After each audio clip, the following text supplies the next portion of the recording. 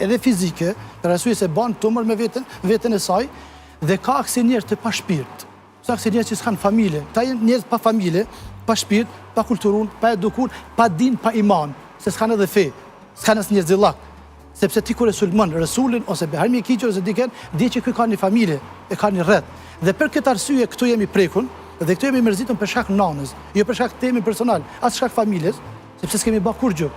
Dhe nana është mërzitat shumë kam pas dëshirë me thonë një fjali, por shumë ata që më kanë këshilluar ka thënë mos më thuj, por një gjë du me thonë. Është turp, është marrë, është gjuna një plak. Një plak me qu deri në atë situatë. Për shkak budalla që vdikujna, atëherë unë e thëmë, qysh ma ke mërzit nanën tem, u mërzit edhe jotja. Ka që bëj. Faleminderit shumë për sqarimin. Faleminderit që ndave këtë përjetim të ndin me ne. I kthehemi rrjedhës së emisionit. Po themi kthehemi rrjedhës apo asaj që ne na karakterizon si Libero. Është kutia e kujtimeve. Mysafirët sjellin një kujtim të vlefshëm, të çmuar të jetës. Çfarë ke sjell ti? Çfarë ka këtu në këtë kuti? E kam sjell një gjë shumë të vlefshme për mua, mendoj edhe për popullin ton. Po, mund ta hapim? Po, patjetër. Këtu e kam një fotografi. Besoj që je duke pa ti dhe zonjat. Ma jep, unë ja jap kamerës. Këtu është baba jam dhe nana. Kjo është Hoxha Fadil Mjekiqi. Për arsye se ne si familje jemi edhe familje kombëtare, edhe adhetare, po jemi edhe familje fetare. Dhe nifmi në atë vend, ato treva, që jemi bugdhansa mas shumëti. Kjo është baba jam i cili ka vdek prej tumorit, prej kancerit, në vitin 2006, në moshën 52 vjetë, ende pa i ba 53. Tashti tumori edhe nana është sprovu me të njëjtën, mirë për nana ende është gjallë. Dhe kom kujtimet mëdhaja me prindi si çdo djalë i ri, si çdo vajzë e ri, për arsye se prindi mundet me qenë i keq për diken, po për ty është babë, për ty është nanë. Mirë po mendoj që baba jam ka qenë edhe për të tjerë të mirë. Dhe kjo rezulton kur ky person, ky prindi jam, ky hoxh i madh, kur ka vdek, më shumë i kemi pa tu çaj të tjerët për humbjen e tij, sesa ne filluam me mësu me smundjen e tij.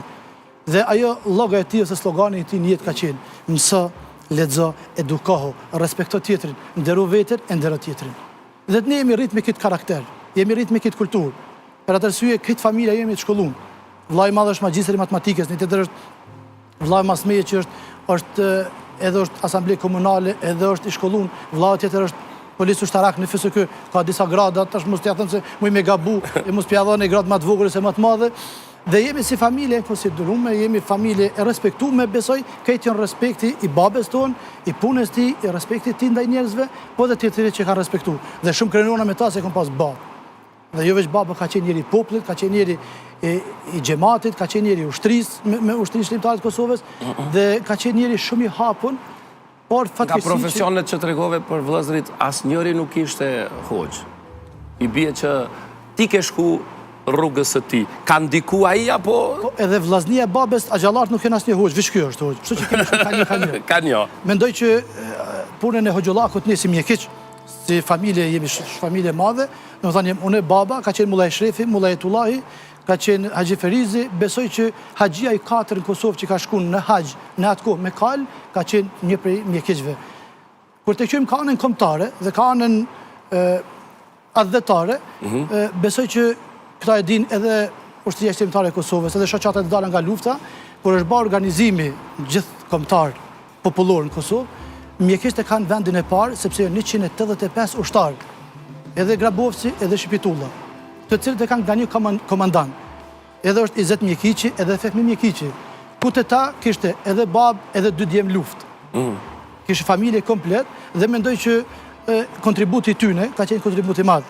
Para luftës, në ilegale, gjatë luftës, pas luftës, asnjë prej tyne nuk ka hi me bën ndonjë plaçk, ndonjë gjatë të keqe, dhe kanë marrë atë që kanë luftuar për vend, për familje, për fytyrë, për nder, për liri. Faleminderit shumë. Po flet për aspektin kombëtar dhe adhetar. Ju Mjekiqt, po më duket rrojt i keni në Deçan. Po.